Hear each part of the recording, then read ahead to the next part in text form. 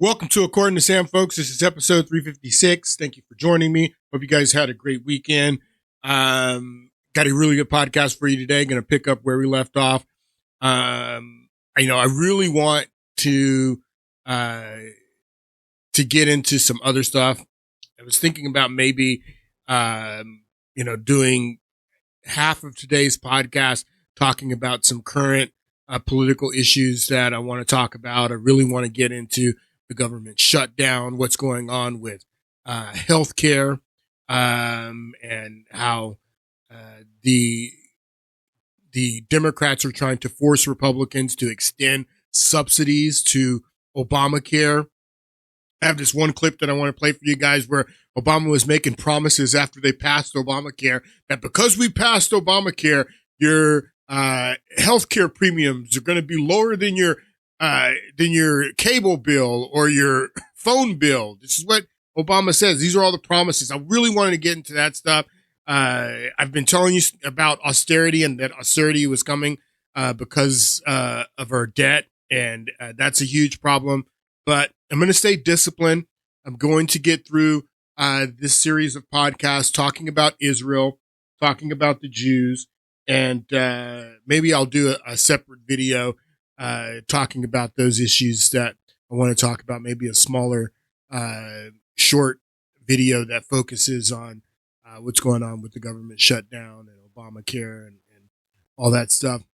Anyway, let's get right back into where we left off in the last podcast, because we're still talking about the Hebrews, the Jews, the Israelites, and the nation of Israel. And we've been talking about it in context going back to the period of time after Solomon dies, and the kingdoms or the tribes, the 12 tribes split into 10 tribes to the north, 2 tribes to the south.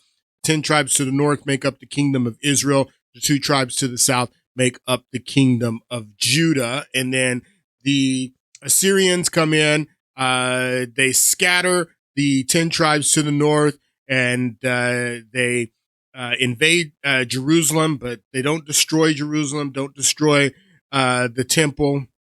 And Judah remains standing. Many of the people from the kingdom of Israel, when the Assyrians scatter the 10 tribes, some of them come down into Judah. Many of them go to all over the world. This is where the diaspora is beginning to spread all over the world, with the 10 tribes, which are called the Lost 10 Tribes, or the 10 Lost Tribes. And I was talking about also, you would hear me making reference to the 13 tribes. And you can see there's 10 tribes to the north, and then there's 2 tribes to the south. Well, who's this 13th tribe? Why do I keep making reference to the 13 tribes? And the reason why is because there's a tribe that is not represented with a plot of land. Like, you see, what happened, if you don't know that, Joseph, who is one of the 12 sons of Jacob, who becomes Israel, Joseph has 2 sons, and his 2 sons get 2 plots of land. So that's where the 13 tribes come from, because Joseph there's no tribe of Joseph, but Joseph is represented by his son Manasseh and Ephraim. So these are Joseph's 2 sons. So that's where the 13 tribes comes from. So why is there still, if there's a 13th tribe, why is there 10 to the north and 2 to the south? That's only 12. Who is this 13th tribe? Well, the 13th tribe is the tribe of Levi. And Levi is not represented in the tribes that have plots of land, because the Levites were spread out throughout all of the tribes. There were Levites in Judah. There were Levites in Manasseh. There were Levites in Gad. There were Levites in Asher. The Levites are the priests. They are the priests that God commanded that all of the priests for Israel will come out of the tribe of Levi, and Levi is not represented with a plot of land. There were many Levites that lived in the northern, when the tribes split to 10 to the north and 2 to the south. There were Levites that lived in the kingdom of Judah, and there were also Levites that lived in the kingdom of Israel. Many of the Levites, when Jeroboam set up the two idols, the two calves, one in Bethel and one in Dan, so the people in the kingdom of Israel could worship without coming back down into Judah, where the temple was, and where they were supposed to come down and do their temple sacrifices. Jeroboam sets up the two idols in Bethel and Dan, and then many of the Levites. He actually establishes a new priesthood. Jeroboam does in the kingdom of Israel. Many of the Levites come down into Judah. So that's why there's 13 tribes, because the tribe of Levi is not included in the plots of land. And this is the way that the land was distributed by God to the 12 tribes, and that includes 2 of Joseph's sons, Manasseh and Ephraim. So that's where you get 13, because Levi is not included in this. So we were talking about the covenant that God made with Abraham in the last podcast, and then the covenant of circumcision. This was a part of the job of the Levites. This is why the Levites were spread out through all of the different tribes, is because if you are way up here in Asher, and you have a baby and have a male son, then the Levites that were there in Asher, that was part of their duty. They would show up to your house. They would perform the circumcision, and all of the rituals and things that went on in Asher were performed by the Levites there. The people of each tribe took care of the Levites, because the Levites were the priests. We went from the Levitical priesthood. This is the way it works. So it goes from the Levitical priesthood to the judges, and then you have the prophets, and then you have the Babylonian exile, the Babylonian captivity, and after the mostly tribe of Judah, the Jews come out of Babylon, you have the rabbinical priesthood. But it starts with the Levitical priesthood, and now you have the rabbinical priesthood. So we were talking about the covenant that God made with Abram, changed his name to Abraham, changed his wife's name to Sarah, and it's an everlasting covenant. This is what he says.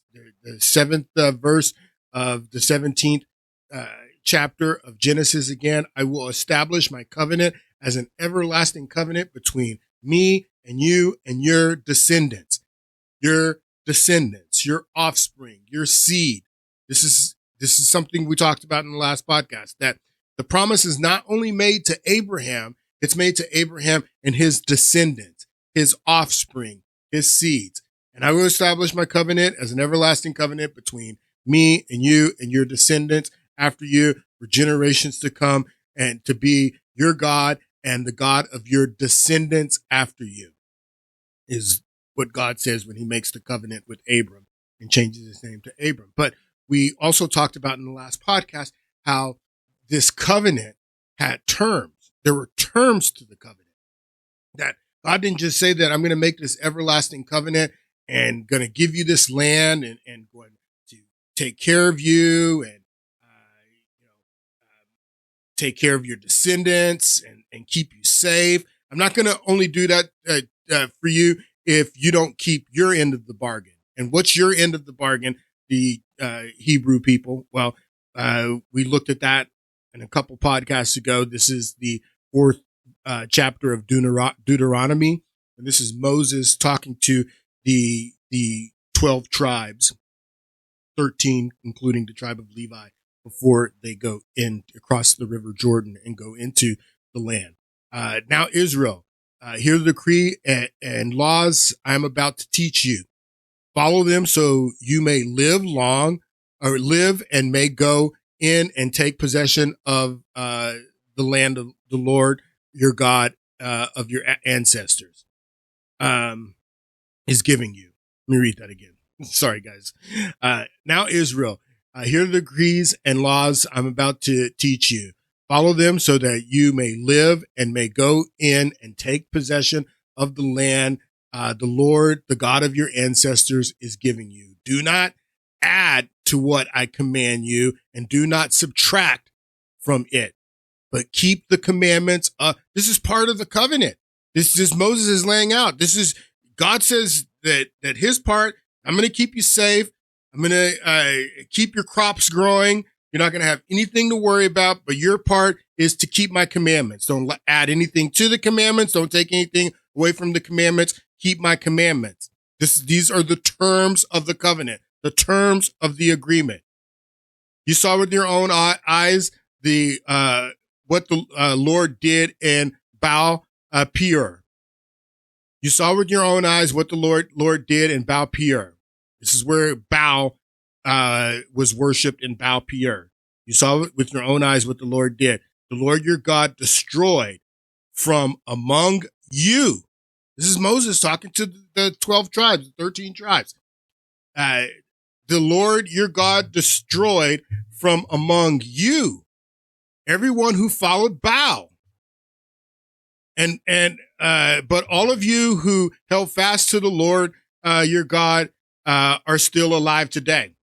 So Moses is telling you, and this is what happens, that while they're in the wilderness, like I said, they immediately started worshiping other gods and practicing the religion that they remembered from when they were in Egypt. And in this area of Baal Peor, some of the children of Israel, the Hebrew, they started to worship Baal, and God destroyed them.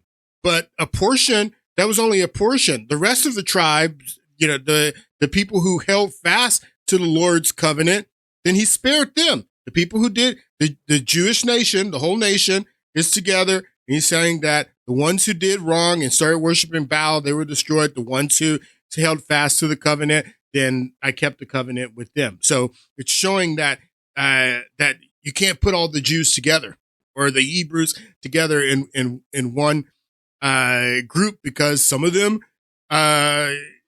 went out and worshiped Baal and some of them didn't. And the ones that did, God destroyed them. The ones that didn't worship Baal and kept God's commandment, they're still alive, and God kept the covenant with them. So what I'm trying to make you understand is that the covenant doesn't even have to be with the entire nation, the entire group of Jewry across the world. That those who keep the covenant, God is faithful to them, and then the ones who break the covenant, then he'll destroy you. But as a nation, he ends up scattering the whole nation, because they started, particularly in the north, in the kingdom of Israel, started, the majority of the people there started worshiping other gods and going into idolatry. This is more of Moses in Deuteronomy 4. See, I have taught you decrees and laws as the Lord my God commanded me, so that you will follow them and in the land that you are entering to take possession of it. Observe them carefully, for this will show your wisdom and understanding to the nations, who will hear about all of these decrees and say, surely this is a great nation. Surely this great nation is a wise and understanding people. So basically Moses is telling them, you're supposed to be an example to the rest of the nations, to all the Gentile nations, everything. You're supposed to be an example when you go across the Jordan and into the land that God's going to give you possession of. Keep his commandments. You're going to be an example to the rest of the world. And the rest of the world is going to look at this people and say, surely this great nation is wise and understanding people. What other nation is so great as to have their gods near them the way the Lord our God is near us whenever we pray to him? And what other nation is so great as to have such righteous decrees and laws as this body of laws I am setting before you today? Only be careful. It's part of the terms of the covenant. Only be careful and watch yourselves closely. Do not, that you do not forget the things your eyes have seen, and let them fade from your heart as long as you live. Teach them to your children and to their children. Remember the day that you stood before the Lord your God at Horeb, when he said to me, assemble the people before to hear my words, so that they may learn to revere me as long as they live in the land. As long as they live in the land, they have to revere me. They have to keep my commandments. This is what God is telling Moses, and may teach them to their children. Not only you keep the commandments, you keep the covenant, you teach the commandments and the covenant to your children. This is Moses to the children of Israel before they go into the land. You came near and stood at the foot of the mountain while it blazed with fire to the very heavens with black clouds and deep darkness. The Lord spoke to you out of that fire. You heard the sound of the words, but saw no form. There was only a voice. He declared to you his covenant, his 10 commandments, which he commanded you to follow, and then wrote them on 2 stone tablets. And the Lord directed me at that time to teach you the decrees and the laws that you are to follow in the land. In the land, as long as you're in the land, you got to follow this. That you are crossing the Jordan to possess. That as long as this is the covenant. This is the covenant that God made with Abraham and to his descendants. It was everlasting, but the terms are everlasting. As long as you're in the land, you have to keep my covenant. You have to keep my commandments. I gave you my covenant. It says right here, he declared to you his covenant, his 10 commandments, which he commanded you to follow, and then wrote them on 2 stone tablets. Then Moses gets into the idolatry and how idolatry is forbidden. When you go across and you take possession of the land, you saw no form of any kind the day the Lord spoke to you at the Horeb out of fire. Spoke to you at Horeb out of fire. Therefore, watch yourselves very closely, so you do not become corrupt and make yourselves an idol, any image or any shape, whether the form like a man or a woman, or like an animal of the earth, or any bird that flies in the air, like any creature that moves along the ground, or any fish in the waters below. And when you look up to the sky and see the sun, the moon, the stars, all the heavenly array, do not be enticed into bowing down to them and worship the things the Lord God has appropriated or apportioned to all nations, under heaven. But as for you, the Lord took you and brought you out of the iron smelting furnace, out of Egypt, to be the people of his inheritance as you are now. So this is part of the terms of the covenant, that Israel is never, ever supposed to be a secular nation. It's never like it is today. It's not supposed, God did not create Israel, the nation of Israel, the descendants of Abram, to be a secular nation. He created them, if they're going to be in the land that he was giving to the descendants of Abram, the seed of Abram, the offspring of Abram, they have to keep the commandments. They have to keep the covenant. They can't worship other gods. They can't bow down to idols. And that's exactly what they ended up doing. I was explaining in the last podcast how the population of Jews around the world is 15.8 million Jews. 7.3 million live in Israel. 8.5 million live outside of Israel. And like I was saying in the last podcast, that there's tons of different kinds of Jews. There's not just one type of Jew around the world. As the diaspora was spread first in the 700 BC by the Assyrians, the northern 10 tribes, and then the 100 years later, the Babylonian captivity and Babylonian exile. Now, those Jews do come back and rebuild the temple, but it's only a portion. And then the Romans end up destroying that temple and the scattering the rest of the diaspora. So, millions of Jews living all over the world, and they're not the same.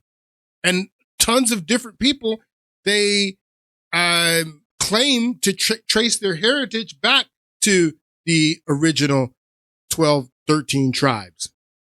I was explaining the Mormons in the last podcast. The Mormons have a story, have a tale that they tell in the Book of Mormon about Jews who left Jerusalem before the Babylonian captivity and exile. They got in boats and they traveled all the way to North America, South America, and they were the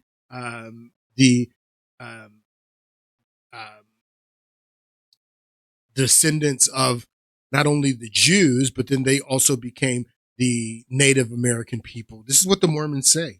And there's all kinds of people that have stories just like the Mormons that they take their story back and say that they are the descendants, the offspring, the seed of Abraham from the nation of Israel. Now, like I was saying in the last podcast, there's 7.3 million Jews living in Israel.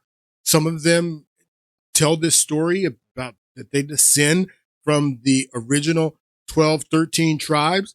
Some of them may actually be the descendants of Abraham and the descendants of these lost tribes, and some of them may not be. And it may just be a story that they've been telling for years and years, like the Mormons. Same thing for the 8.5 million Jews living outside of Israel.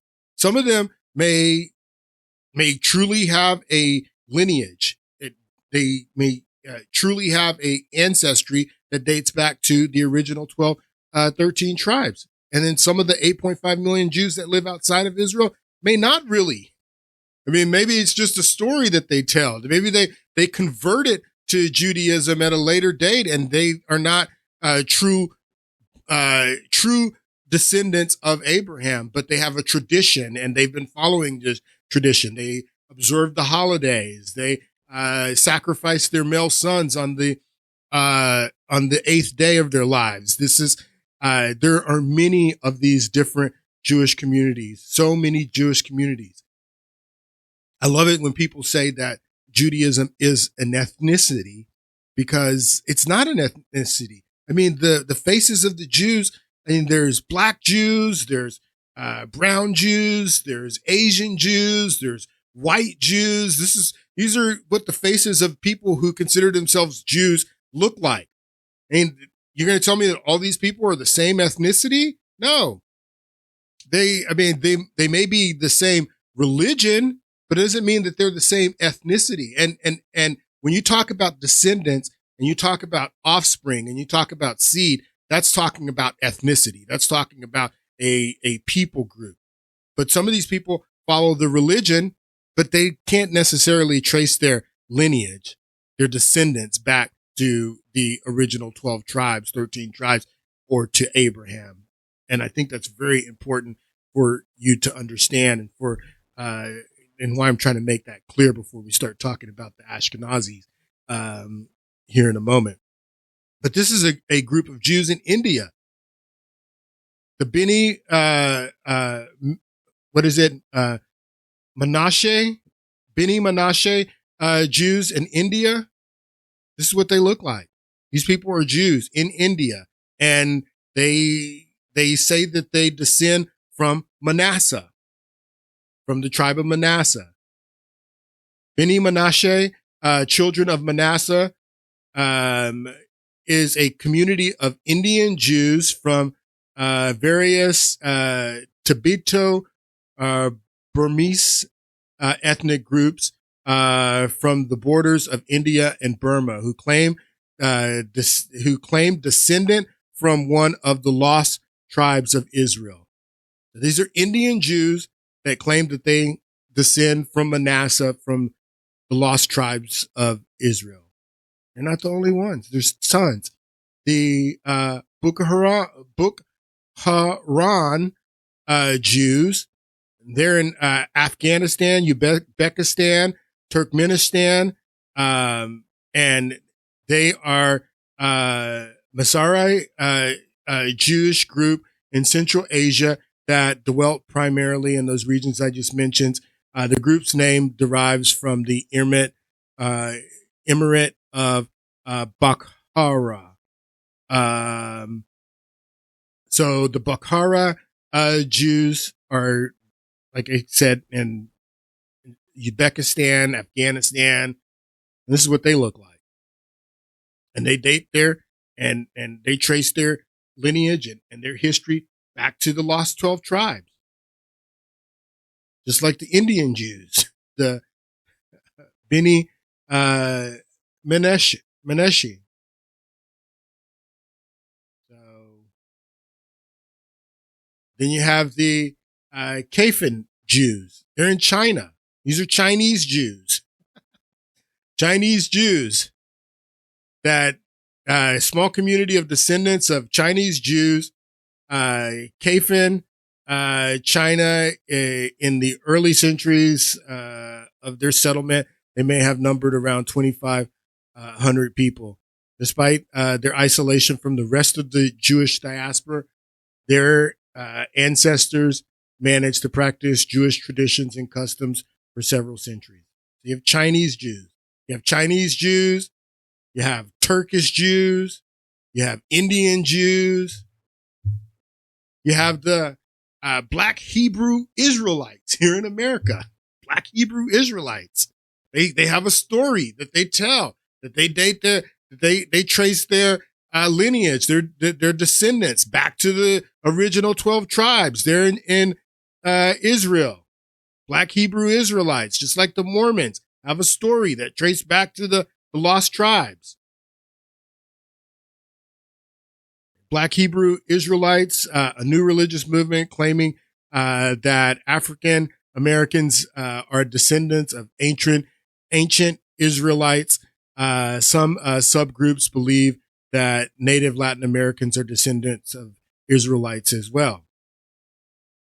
Black Hebrew Israelites teaching combined elements from a wide range of sources, incorporating their own interpretations of Christianity and Judaism, and other influences such as Freemasonry and New Thought. Black Hebrew Israelites, they have a story, just like the Mormons, that takes them back to the original 12, 13 tribes in Israel. Beta Israel, Ethiopian Jews. This is a Jewish group originating in the Amhara and Tigray regions of northern Ethiopia, where they were historically spread out across more than 500 small villages. These are Ethiopian Jews whose story goes back to the original 12, 13 tribes. I'm just going to say 13 tribes. Here's a video about the Beta Israel Jews in Ethiopia. Take a listen. The Beta Israel, also known as Ethiopian Jews, are a Jewish community that lived for centuries in the area of the Kingdom of Aksum and the Ethiopian Empire, which is currently divided between the modern-day Amhara and Tigray regions of Ethiopia. Most of the Beta Israel community immigrated to Israel in the late 20th century. The Beta Israel lived in northern and northwestern Ethiopia in more than 500 small villages, which were spread over a wide territory, alongside populations that were predominantly Christian and Muslim. Most of them were concentrated mainly on what are today North Gondar Zone, Shire Inda Selassie. They practice a non-Talmudic form of Judaism. A non-Talmudic form of Judaism. Non-Talmudic form of Judaism. So that's the Beta Israel in Ethiopia. And then you have the Lemba Jews in southern Africa, South Africa, Zimbabwe, Mozambique, Malawi. The Lemba Jews, they also date their and trace their lineage and heritage back to the original tribes. I have a video about the Lemba. Take a listen. Robert Mbalengwa lives here. He belongs to the Lemba people and is a devout Jew, 6,000 kilometers from Israel. To be a Lemba, you have to follow the roots for our forefathers. They teach us how we are a child of Lemba. You don't eat pork. You have to circumcise Saturday even I don't know if you understood what he says. He says we don't eat pork and you have to circumcise. That circumcision is part of the covenant. So they keep the covenant. They keep the kosher diet. They keep the Levitical law, and they live in South Africa. They live in Turkey. They live in India. They live in China.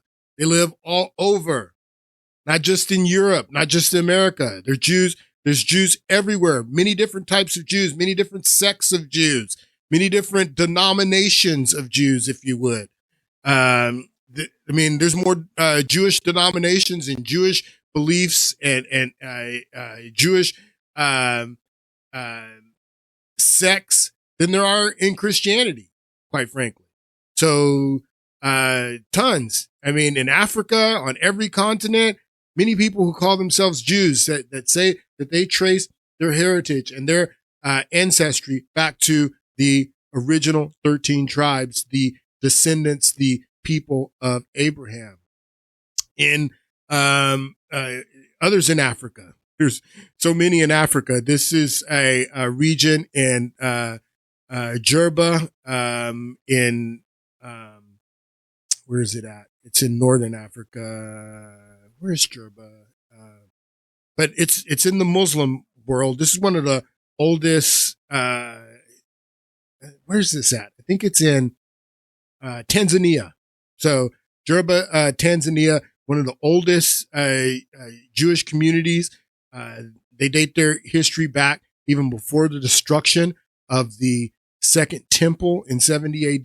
This is a video about the Jews there in Jewry. Take a listen. Welcome to one of the last remaining Jewish communities in the Arab world. This is the island of Jewry. It's located off of Tunisia's southeastern coast, and it's actually the largest island in North Africa. Jewish people have been living here for around 2,500 years, and while the community used to be larger, there are around 1,000 people here today. In this video, we're going to be trying some of the unique Jewish-Tunisian fusion cuisine, checking out a 2,500-year-old synagogue that Jews from all over the world come to for pilgrimage every year. So this synagogue in Jewry is 2,500 years old. This synagogue would have been established before the destruction of the Second Temple in 70 AD. And the temple or the synagogue is still remains standing there in Tunisia through the Abbasid Caliphate, through the Umayyad Caliphate, through the Turkish Empire, and the Muslims have not destroyed this synagogue that's been there for 2,500 years. And even today, Tunisia is a Muslim country, and they allow these Jews to stay there in Tunisia and the synagogue to remain standing. I thought that was interesting, but this is just another group.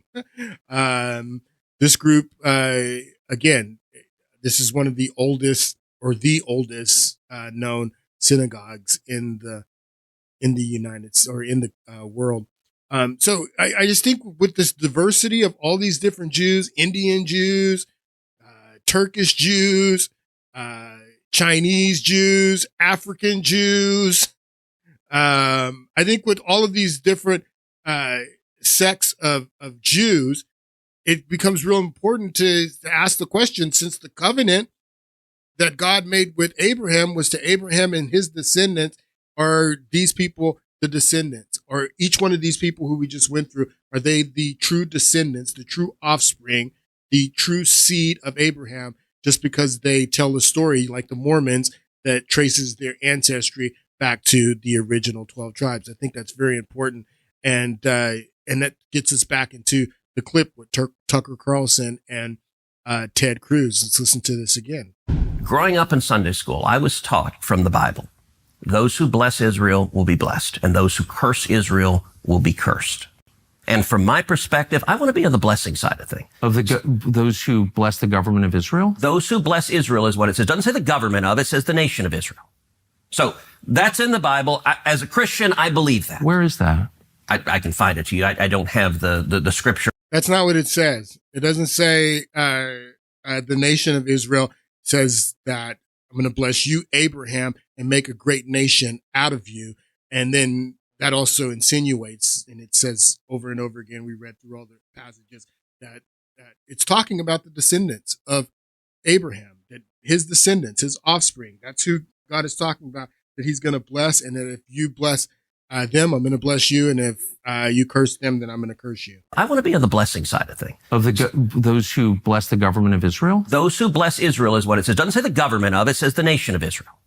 So that's in the Bible. As a Christian, I believe that. Where is that?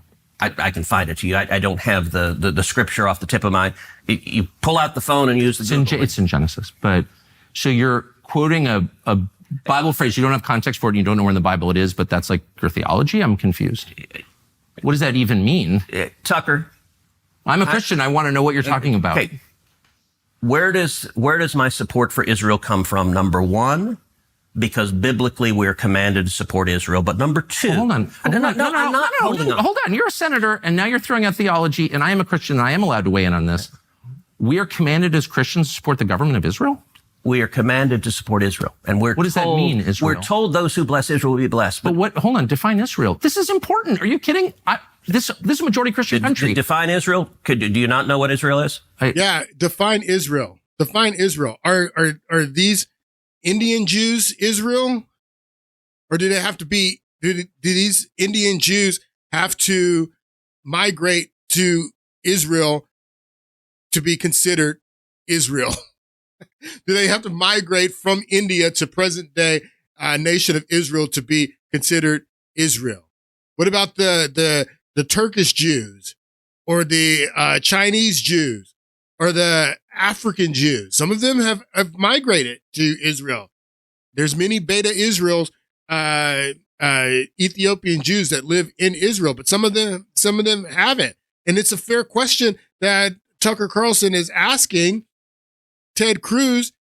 I mean, are you only talking about the people that live the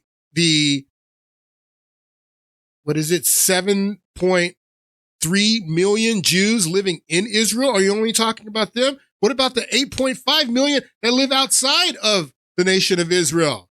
That's not what he's talking about? It's only talking about the present day nation of Israel and the 7.3 million Jews that live in Israel. There's so many more people that consider themselves Jews besides the ones that live within Israel, that say that their ancestry, that they descend back to the 12 tribes, 13 tribes, and Abraham. So who are we talking about? Are these people, this is a very important question. We have to ask the question, are these people the descendants? Because they say they are, like the Mormons, or like the Beta Israel, or like the Black Hebrew Israelites. Just because they say that they descend from the original 13 tribes, are they really the descendants of Abraham, the offspring of Abraham? We need to ask that question. I think that's very important. That's the first question that we need to ask about the Jews, the 7.3 million Jews that live in Israel, and the Jewry that is the 8.5 million Jews that live in other places across the globe. Are they true descendants of Abraham, offspring of Abraham? Can they really trace their lineage back to the original 13 tribes? And then the second question that we have to answer is, are they keeping the covenant? Because that's the terms of the agreement. The terms of the agreement is not only that you're going to get the land and that you're going to be prosperous and healthy and safe in the land. No, that only comes with conditions. That only comes with the terms of the agreement. You're only going to be prosperous and safe in the land and fruitful in the land as long as you keep the covenant, keep the commandments. There's too many passages in the Bible that say that. Here's another one. Leviticus 26. We've gone through it. Reward for obedience. These are the terms of the agreement. Do not make idols or set up images or a sacred stone for yourself. Do not place a carved stone in your hand to bow before it. I am the Lord your God. Observe my Sabbath and have reverence for my sanctuary. I am the Lord. If This is what the third verse says. If is a word of contingent. There's a contingency here. If you follow my decrees, these are the terms of the agreement. If you follow my decrees and are careful to obey my commands, I will send you rain in its season, and the ground will yield crops, and the trees their fruit. Your threshings will continue until grape harvest, and the grape harvest will continue until planting. And you will eat all the food you want and live safely in the land. If you keep my commandments, these are the terms of the agreement, the covenant that God made with Abraham and his descendants. If you keep my commandments, I'm going to keep you fed. I'm going to keep fruit on the trees. I'm going to keep the crops coming. I'm going to keep the rain. I will grant you peace in the land if you keep my commandments. You will lie down, and no one will make you afraid. I will remove the wild beasts from the land, and the sword will not pass through your country. You will pursue your enemies, and they will fall by the sword before you. 5 of you will chase 100. 100 of you will chase 10,000, and your enemies will fall by the sword before you. If you keep my commandments. That's not going to happen if you don't keep the commandments, if you don't keep the covenant. These are the terms. These are the conditions of the terms. So not only do we need to be asking the question about all of these Jewish groups, the ones in Israel, the ones outside of Israel, the Ashkenazis, but also the Beta Israel, also the Sephardics. We need to be asking these questions about, are these the true descendants, the offspring that the promise is of God were made to Abraham and this covenant? Are these the true descendants and the inheritors of this covenant and this land? Yes, the covenant is everlasting. Yes, it's a forever covenant, but it's a forever covenant to the descendants of Abraham, the offspring of Abraham. We need to make sure that the people that we're talking about are the descendants and offspring of Abraham. And then we got to make sure they're keeping the covenant. Because if they're not keeping the covenant, then there's terms. He lays out the terms. If you keep the covenant, then I'm going to keep you fed, keep you safe, all that. And then right down here, punishment for disobedience. But if again, this is contingent, but if you will not listen to me and carry out these commands, if you reject my decrees and abhor my laws and fail to carry out my commands, so violate my covenant. If you violate my covenant, you don't keep my decrees. If you do keep my decrees and keep my covenant, you're gonna be safe. You're gonna be fed. You're gonna be happy. Everything's gonna be great. If you don't keep my decrees, you don't keep my commands. If you violate my covenant, then I will do this to you. If and then. I mean, it's a contract. Those are the terms of the contract. If and then.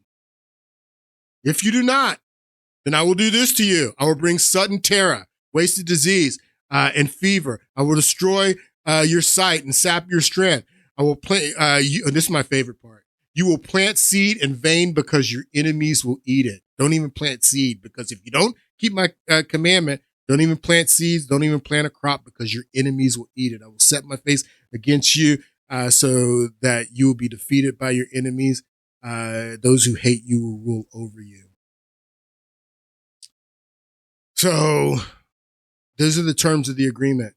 And the agreement was with the descendants, the offspring of Abraham, for their inheritance, and they're only they can only occupy the land if they keep the covenant, if they keep the agreement. And we need to be asking the question, is the current nation of Israel keeping the covenant, keeping the agreement? Satmar Rebbe. Satmar Rebbe is one of the many religious Jewish sects. They started in I think Satmar Rebbe started in Europe. Yeah, it says here Hungary. Started in Hungary. The group is a branch of the Sikhite Hasidic dynasty. Following World War II, it was established in New York and has since grown become one of the largest Hasidic dynasties in the world, comprising of around 26,000 households, making up a population of nearly 300,000 Jews. This Hasidic group, Satmar Rebbe. Satmar is characterized by extreme conservatism, complete rejection of modern culture, and strong religious anti-Zionism. So this is a group of 300,000 Hasidic Jews that are against the current state of Israel, against the movement of Zionism. They're religious Jews, and they have religious objections to the Zionist state and the state of Israel. Religious anti-Zionism. While anti-Zionism usually utilizes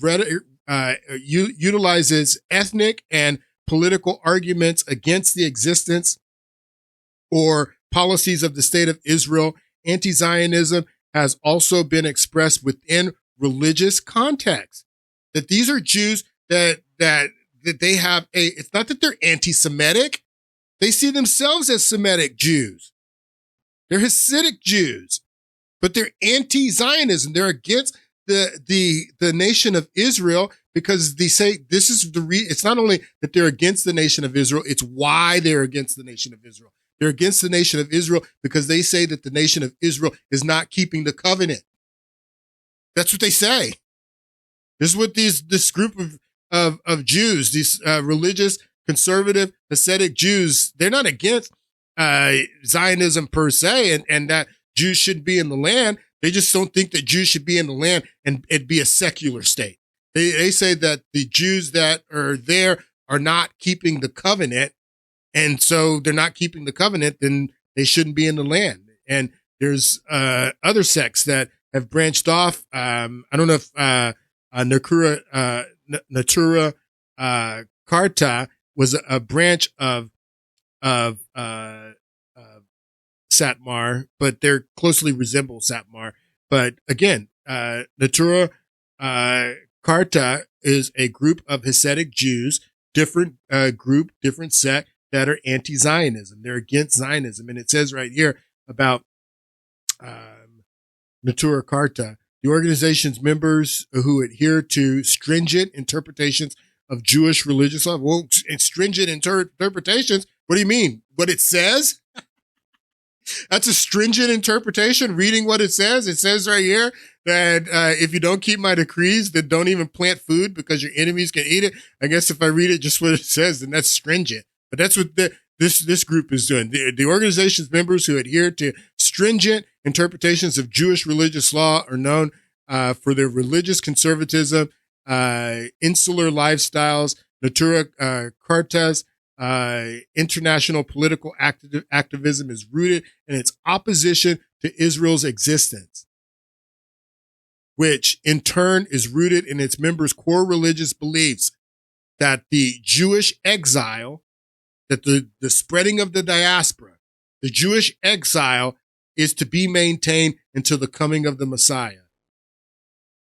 So there's Jewish groups that are anti.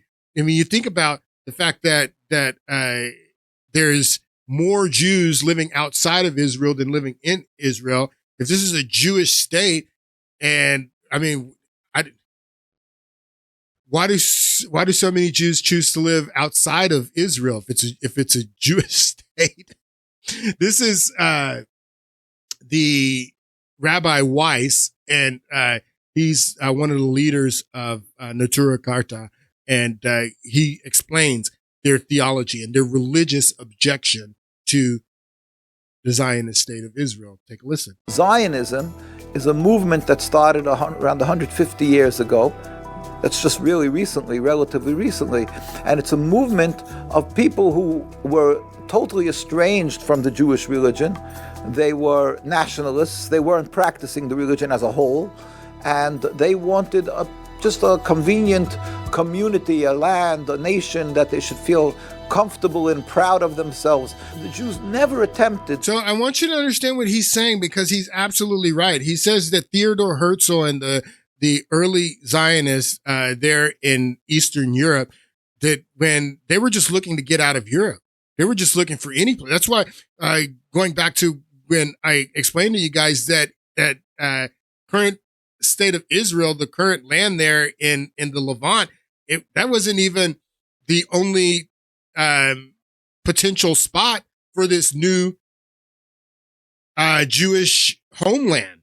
That they were looking at Uganda, they were looking at Argentina, they were looking at Sinai, they were looking at Cyprus, they were looking at all of these different places. That Uganda was like really on the table, but there was too many lions there.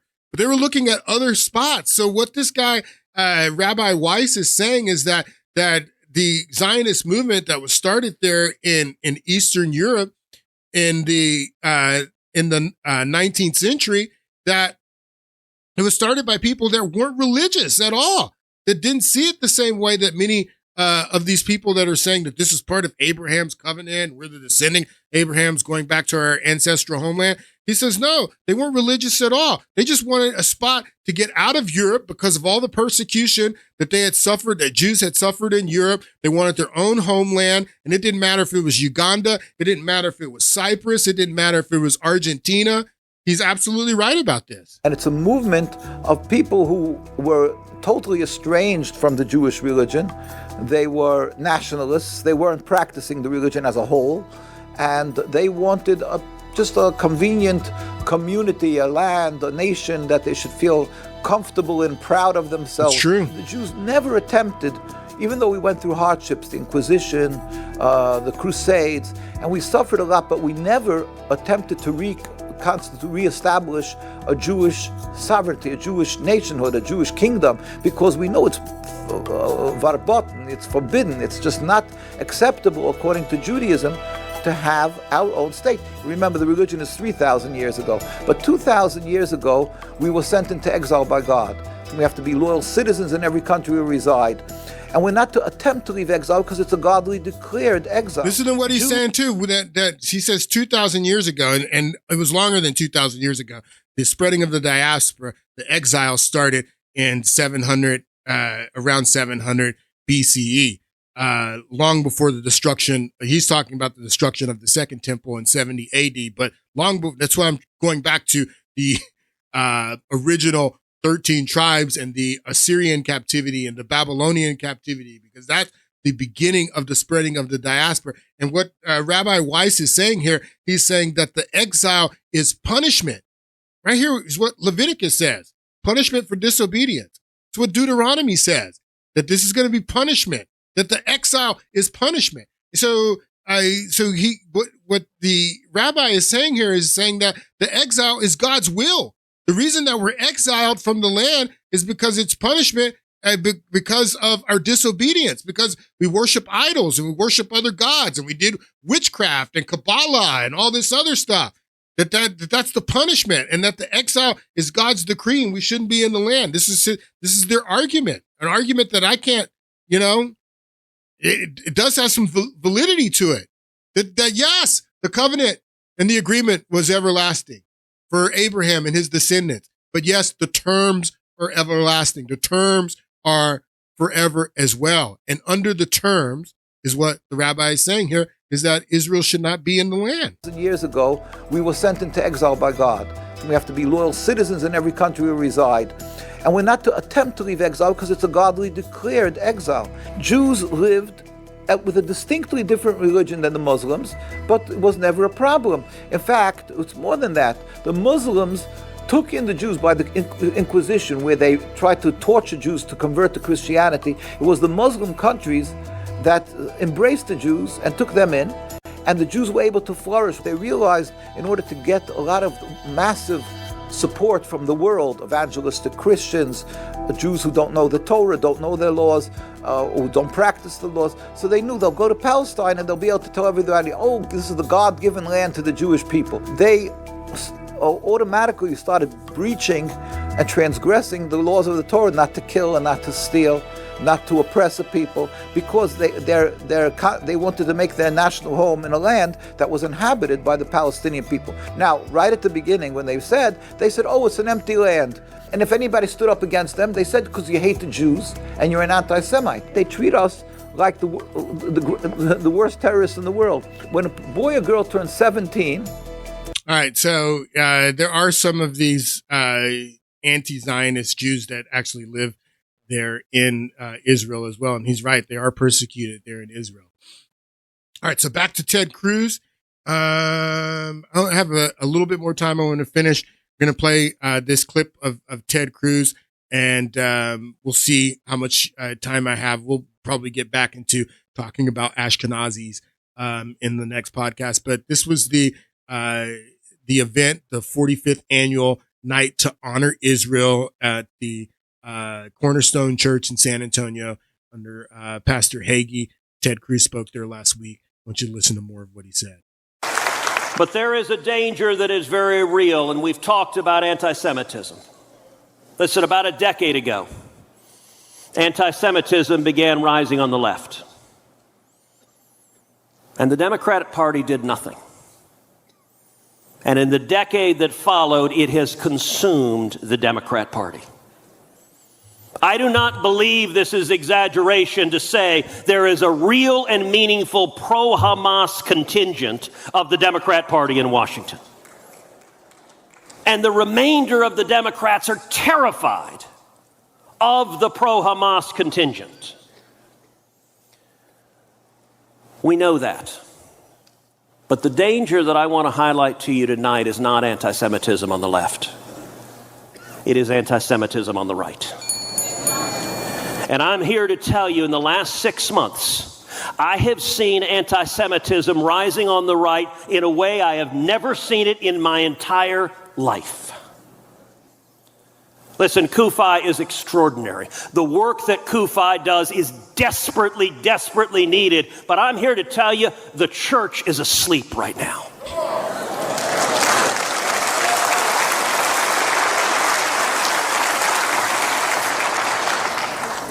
If I pick up my phone and send out a tweet, if I say good morning, within minutes I will have hundreds of blatantly anti-Semitic responses. When Prime Minister Netanyahu was here a few months ago, I sat down with him for a couple of hours. I raised this issue with him. And his first reaction was, he said, well, that's Qatar, that's Iran, they're paying for it, it's AstroTurf. And I said, Mr. Prime Minister, yes, but no. Yes, Qatar and Iran are clearly paying for it, and there are bots, and they are putting real money behind it. But I am telling you, this is real, it is organic, these are real human beings, and it is spreading. He's right. In the last year, we had 3 prominent voices on the right publicly muse, gosh, maybe Hitler wasn't that bad a guy after all. 3 prominent voices on the right. I wonder who he's talking about, who said maybe Hitler wasn't that bad. Anyway, so anti-Semitism. So he's using that trope, quite frankly, saying that it not only we've had traditionally a problem with anti-Semitism on the left, but now it's a problem on the right. It's growing on the right, and he also goes into saying that it's growing within the Christian community. Let's listen to him say that. Yes, he was. He was the embodiment of evil.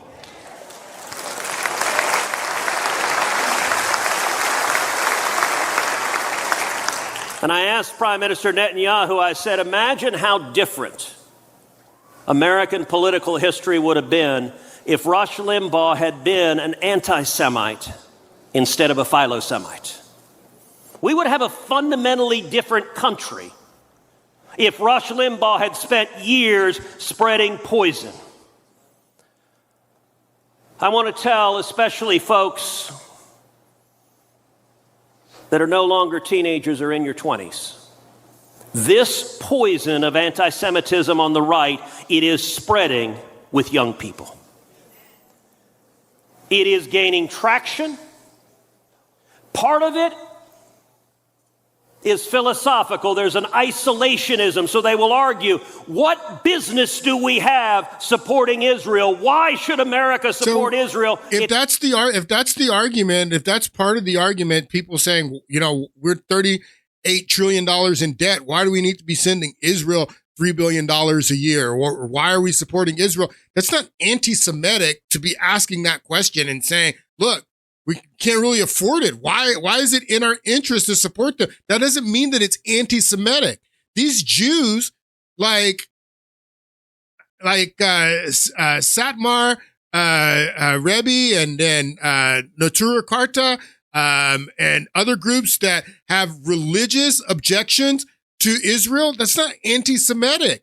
Just because you have an objection and have a disagreement with Israel doesn't mean it's anti-Semitic. Why can't Christians have a religious objection to anti-Semitic? There are Jews that have a religious objection to the nation of Israel. Why can't Christians have a religious objection to the nation of Israel without being called anti-Semitic? So I just think it's interesting that he says here, he gives this example. It's not anti-Semitism at all. It doesn't make me anti-Semitism if I say that we can't afford to be taking care of Israel. And what's in it for us? Why do we have to take care of them? It's not anti-Semitism. Maybe I don't know what you would call that. He says isolationism. Maybe that's what it is. But it doesn't make it anti-Semitism. Is philosophical. There's an isolationism. So they will argue, what business do we have supporting Israel? Why should America support Israel? It's their problem. Let them deal with it. And let me give you an answer as someone elected to represent 31 million Texans and fight every day for your jobs, your freedom, and your safety and security. The United States supports Israel not because we are helping out a down-on-his-luck neighbor. We're not engaged in a charity act. The United States supports Israel because it is unequivocally in the national security interest of the United States to support Israel. But that's something different. That's something different. Make that argument then. Because when you were sitting down with Tucker Carlson, you said that the number one reason that you support Israel is because the Bible says it. This is what he says back here. When he's speaking to Tucker Carlson, he says the number one reason to support Israel is because the Bible says it, number one. And then when he's talking to the Cornerstone Church, he says the number one reason that we need to support Israel is because it's our national security interest. And I didn't even scratch the surface today. I got a lot more to share with you guys. We're going to pick this up on Monday. Hope you guys have a great weekend, and I will see you on Monday.